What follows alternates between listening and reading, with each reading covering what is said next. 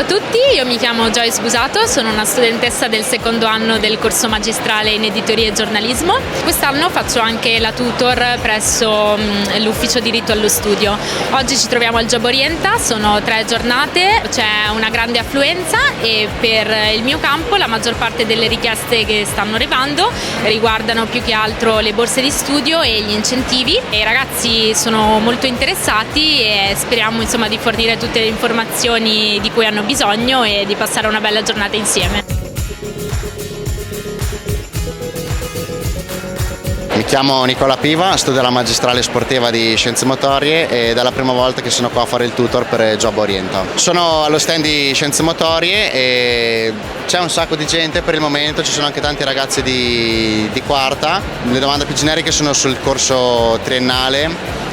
Pochi per il momento stanno chiedendo alla magistrale e vogliono più che altro informazioni sul test ammissione, sulle materie del test ammissione.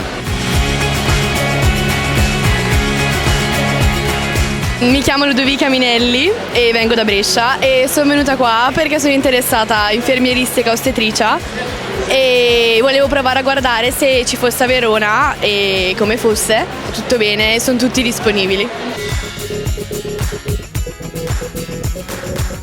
Ciao, sono Matteo Quartaroli, vengo da Verona, volevo sentire per Scienze Motorie qua a Verona perché comunque è un corso che mi interessa, vado a scuola lì vicino, faccio lo sportivo al Copernico e sono riuscito a conoscere qualcuno che va lì e mi hanno sempre parlato bene.